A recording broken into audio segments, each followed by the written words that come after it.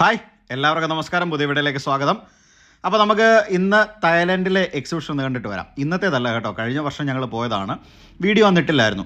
നമുക്കപ്പോൾ ഇപ്പോൾ അതിൻ്റെ വിശേഷങ്ങളും കാര്യങ്ങളൊക്കെ ഒന്ന് കാണാം. എക്സിബിഷൻസ് പലയിടത്തും നടക്കുന്നുണ്ട്. അപ്പോൾ ഇതുപോലെ ഇൻ്റർനാഷണൽ എക്സിബിഷനൊക്കെ ഉണ്ടെന്ന് ഞാൻ പറഞ്ഞപ്പോൾ നിങ്ങൾ നടന്ന വീഡിയോസൊക്കെ ഒന്ന് ഇടൂ എന്നൊക്കെ പലരും മെസ്സേജ് അയച്ചിരുന്നു. അപ്പോൾ അതുകൊണ്ട് ഞാനൊന്ന് റീപോസ്റ്റ് ചെയ്യുകയാണ്. റീപോസ്റ്റ് അല്ല കേട്ടോ, അന്ന് പോസ്റ്റ് ചെയ്തില്ലായിരുന്നു, അന്നെല്ലാം റെഡിയാക്കി വെച്ചതേ ഉള്ളായിരുന്നു.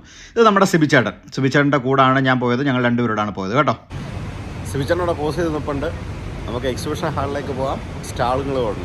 അപ്പോൾ സ്റ്റാളുമൊക്കെ കണ്ട് സാധനങ്ങളൊക്കെ വാങ്ങിച്ച് എക്സിബിഷനൊക്കെ കണ്ട് നമുക്ക് കറങ്ങി വരാം. അന്ന് അവിടുന്ന് തന്നെ വീഡിയോ ചെയ്യണമെന്ന് വിചാരിച്ച് ഓൺ വോയിസ് ഒക്കെ ചെയ്തു തുടങ്ങിയാണ്. പക്ഷേ ഞാൻ ചെയ്തില്ലായിരുന്നു. കുറേയധികം സ്പേസ് വേണ്ടി വന്നതുകൊണ്ട് അന്ന് അവിടുന്ന് ചെയ്യാൻ സാധിച്ചില്ല.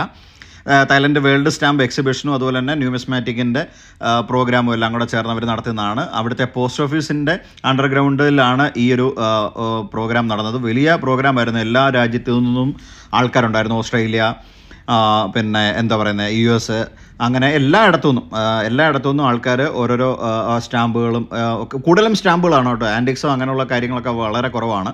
കാരണം അവിടെ തായ്ലൻഡിൽ ഇഷ്ടം പോലെ ഇന്ത്യയുടെ നമ്മുടെ ഒരു സ്റ്റാളുണ്ട് അവിടെ ഇരുന്ന്.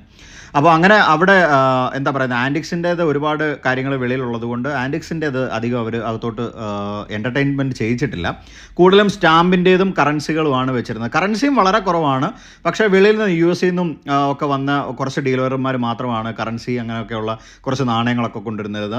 ബാക്കിയെല്ലാം സ്റ്റാമ്പിൻ്റേതായിരുന്നു. ഇവിടെ കംപ്ലീറ്റ് സ്റ്റാമ്പിൻ്റെ ഒരു വലിയ സെക്ഷനായിരുന്നു. ഇവിടെ എനിക്ക് തോന്നുന്നു ഒരു 5 ലക്ഷത്തിന് പുറത്തെങ്കിലും സ്റ്റാമ്പ് അവർ എക്സിബിറ്റ് ചെയ്തിട്ടുണ്ട്. അത്ര ഭയങ്കര എക്സിബിഷൻ നടന്ന ഒരു മനോഹരമായിട്ടുള്ളൊരു എക്സിബിഷൻ ആയിരുന്നു തായ്ലൻഡിൽ നടന്നിരുന്നത്. നമ്മുടെ ഇവിടെയും സ്റ്റാമ്പിൻ്റെ എക്സിബിഷൻസ് ഒക്കെ ഒരുപാട് നടക്കാറുണ്ട്. നമ്മുടെ ഈ സ്വാതന്ത്ര്യ ദിനവുമായിട്ട് ബന്ധപ്പെട്ട് ഒക്കെ ഒരുപാട് എക്സിബിഷൻസ് നടക്കാറുണ്ട്. ഇത് നമ്മുടെ ഒരു സ്ഥിരം ഡീലറാണ്. ഞങ്ങൾ എപ്പോൾ ചെന്നാലും സിബിച്ചേട്ടനോ അല്ലെങ്കിൽ ഞാനോ ഒക്കെ അവിടുന്ന് കോയിൻസോ ഒക്കെ വാങ്ങിക്കുന്നതാണ്. ഒരു വലിയ ഡീലറാണ് കേട്ടോ. നിങ്ങൾ കണ്ടെന്ന് തോന്നുന്നില്ല. അതിൻ്റെ തൊട്ട് മുമ്പ് ഒരാൾ മേശപ്പുറത്ത് ഇങ്ങനെ എണ്ണിക്കൊണ്ടിരുന്ന ഒരു ചെറിയ വട്ട് പോലത്തെ നാണയമുണ്ട്. അതാണ് ബുള്ളറ്റ് മണി എന്ന് പറയുന്നത്. അതിൻ്റെ ഒരു ചെറിയ ഷോർട്ട് വീഡിയോ ഞാൻ അടുത്ത ദിവസം ചെയ്യുന്നുണ്ട്. അത് നമ്മുടെ കയ്യിൽ ചെറിയ ബുള്ളറ്റ് മണി ഞങ്ങൾ വാങ്ങിച്ചു. പക്ഷേ ഇവിടെ ഈ ഇദ്ദേഹത്തിൻ്റെ കയ്യിലൊക്കെ ഇരിക്കുന്ന ബുള്ളറ്റ് മണി എന്നൊക്കെ പറയുന്നത് ഏകദേശം 1 ലക്ഷം രൂപ 1.5 ലക്ഷം രൂപയുടെ നാണയങ്ങളാണ് ആയിരിക്കുന്നത്. അതിൻ്റെ ഒരു ഡീറ്റെയിൽ വീഡിയോ ഞാൻ വേറെ ചെയ്യാം. പുള്ളിയുടെ കയ്യിൽ ഒരുപാട് കൊമമറേറ്റീവ് നാണയങ്ങൾ, കൂടുതലും തായ്ലൻഡ് ആയതുകൊണ്ട് ഇന്ത്യൻ സ്റ്റാമ്പും അവിടെ പ്രദർശിപ്പിച്ചിട്ടുണ്ട്. അപ്പോൾ വലിയൊരു എക്സിബിഷൻ ആട്ടോ. നമുക്ക് ഫുള്ളായിട്ട് ആ വീഡിയോ കാണിക്കണമെന്നുണ്ടെങ്കിൽ എനിക്ക് തോന്നുന്നൊരു 5 മിനിറ്റ് വെച്ചാണെങ്കിൽ പോലും ഒരു 10 or 20 എപ്പിസോഡ് ഇടാനുള്ള, അല്ലെങ്കിൽ ഒരു 50 എപ്പിസോഡ് ഇടാനുള്ള സ്റ്റാമ്പ്സ് ഉണ്ട്. കാരണം ഓരോ സ്റ്റാമ്പ് നമ്മൾ പറയുമ്പോൾ അതിൻ്റെ ഡീറ്റെയിൽ ഉൾപ്പെടെ എടുത്ത് പറയണമല്ലോ. അതുകൊണ്ടാണ് ഞാൻ പറഞ്ഞത് അത്രയും വീഡിയോസും ഞാൻ പറഞ്ഞതിൽ ഒരു 5 ലക്ഷം സ്റ്റാമ്പെങ്കിലും മിനിമം അവിടെ പ്രദർശിപ്പിച്ചിട്ടുണ്ട്. അതിൽ കുറവാണെങ്കിൽ മാത്രമേ ഉള്ളൂ. അപ്പോൾ സിബിച്ചേട്ടൻ്റെ രീതിയിലുള്ള കാര്യങ്ങളൊക്കെ ഇങ്ങനെ തപ്പിപ്പറക്കിക്കൊണ്ടിരിക്കുകയാണ്. ഒരു ചെറിയ ലോട്ടറി അടിച്ചതാണ്. അവർ ചെറിയ പൈസയ്ക്ക് അവിടെ വെച്ചിരുന്നതാണ്. ഒരു കോയിൻ ഇത്ര രൂപ എന്ന് പറഞ്ഞ് വെച്ചിരുന്നതാണ്. എന്നെ കണ്ടു കാണിച്ചാൽ ഒന്നും പറയല്ലേന്ന്. നമ്മൾക്ക് ലോട്ടറി അടിച്ചത് അവർ കാണാതിരിക്കാൻ വേണ്ടി പറഞ്ഞ. കാരണം അവർ എഴുതി വെച്ചേക്കുന്ന പൈസ നമ്മൾ കൊടുത്താൽ മതി. ഒരു നാണയത്തിന് ഇത്ര രൂപ എന്നുള്ളത് എഴുതി വെച്ചേക്കും. അവർ കിലോ ലോട്ടിനോ അല്ല ഒക്കെ ആയിരിക്കും കൊടുക്കുന്നത്. ഭയങ്കര നമ്മൾ നാട്ടിൽ നിന്നല്ല, വെളിയിലോട്ടൊക്കെ പോയി കഴിഞ്ഞാൽ ഇതുപോലുള്ള ഈ ആൻറ്റിക്സ് അതുപോലെ തന്നെ കോയിൻസ് കറൻസികളൊക്കെ അവർ ഭദ്രമാക്കി വെച്ചേക്കുന്നത് വേറൊരു ലെവൽ തന്നെ. വെറുതെ ചുമ്മാ വാരി വലിച്ചിടുന്ന പരിപാടി അവർക്കില്ല. എല്ലാം പക്ക നീറ്റായിട്ട് അടുക്കി പറക്കി എന്ത് കഴിഞ്ഞാൽ അതിൻ്റെ ഒരു ഗുണം എന്താ അറിയോ, ഇത്രയും വലിയ എക്സിബിഷൻ നടക്കുമ്പോൾ ഒരുപാട് ആൾക്കാർ, ആയിരക്കണക്കിന് ആൾക്കാർ വന്ന് പോകുന്നതാണ്. അപ്പോൾ എന്തെങ്കിലും ഒന്ന് മിസ്സായിട്ടുണ്ടെങ്കിൽ അവർക്ക് പെട്ടെന്ന് തിരിച്ചറിയാൻ അത് സാധിക്കും. ഓരോരുത്തർക്കും ഓരോ കളക്ഷനാട്ടോ. അതായത് ഇപ്പം മെഡൽസിൻ്റെ കളക്ഷനാണ്.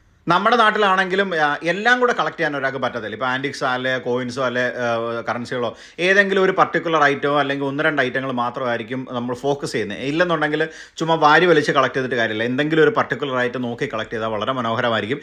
ഇതതിൻ്റെ പോസ്റ്റ് ഓഫീസിൻ്റെ ഓഫീസിൽ തന്നെ ഉള്ളതാണ്. ഫാൻസി ആയിട്ടുള്ള കുറേ ടിന്നിനും കൊണ്ടുള്ളതുണ്ട്. അതുപോലെ തന്നെ പ്ലാസ്റ്റിക്കും ബ്ലോക്കുകളും ഒക്കെ ആയിട്ടുള്ള കുറേ പോസ്റ്റൽ ഐറ്റംസ് ആണ് കേട്ടോ.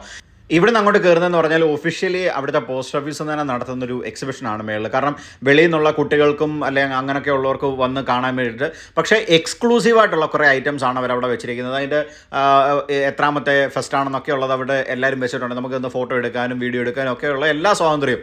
നമ്മളിനി വീഡിയോ എടുത്തുകൊണ്ടിരിക്കുന്നുണ്ടെങ്കിൽ നമ്മളോട് ഒന്ന് പറഞ്ഞു, സാർ ഞങ്ങൾ എടുത്തു തരാം, സാർ കയറി കണ്ടാട്ടെന്ന് പറഞ്ഞ് നമ്മൾ അങ്ങനെയും കയറി. അത്രയും ഒരു എന്താ പറയുന്നത്, നമ്മളെ ഒരു ഗസ്റ്റിനെ നല്ല രീതിയിൽ ട്രീറ്റ് ചെയ്യുന്ന ഒരു സ്ഥലം കൂടാണ്.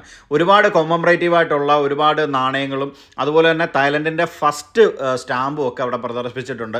അതൊരു സ്പെഷ്യലായിട്ട് മാറ്റിയാണ് പ്രദർശിപ്പിച്ചേക്കുന്നത്. അത് നമ്മളെ വിളിച്ചുകൊണ്ട് പോയി അതിനകത്തേക്ക് വീഡിയോ എടുക്കാൻ പാടില്ലാത്തതാണ്. പക്ഷേ നമ്മൾ വെളിയിൽ നിന്നുള്ള ആൾക്കാരായതുകൊണ്ട് നമ്മളോട് പറഞ്ഞു, സാർ കുറച്ച് എടുത്തു എന്ന് പറഞ്ഞ് നമ്മളെ കൊണ്ട് ആ വീഡിയോ ഒക്കെ എടുപ്പിച്ചിട്ടുണ്ട്.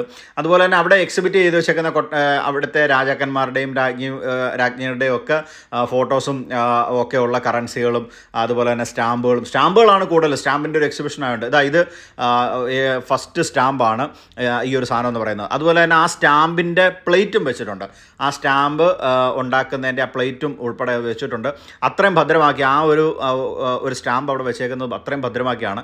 ഈ വെച്ചിരിക്കുന്നത് അവിടുത്തെ രാജ്ഞി വന്ന് വരച്ചൊരു പടമാണ് ആ ലെഫ്റ്റ് സൈഡിലിരിക്കുന്നത്. അതിന് ഉപയോഗിച്ചിരുന്ന പിന്നെ എന്താ പറയുന്നത്, ബ്രഷും പിന്നെ പേസ്റ്റും ടവലും തുടങ്ങിയ കുറേ കാര്യങ്ങളെല്ലാം അവരവിടെ സൂക്ഷിച്ചിട്ടുണ്ട്. കാരണം അന്ന് വന്ന് അവിടുത്തെ രാജ്ഞി ഉപയോഗിച്ചിരുന്നതാണ്. ഈ കാണുന്ന പടമാണ് വരച്ചേക്കുന്നത്. ഒരു പോസ്റ്റ് ബോക്സിൻ്റെ ഒരു കണ്ണും ഒരു വായും ഒക്കെ കൊടുത്തിട്ട് ചിരിക്കുന്ന രൂപേണ ഒരു ചെറിയ ചിത്രമാണ് വരച്ചത്.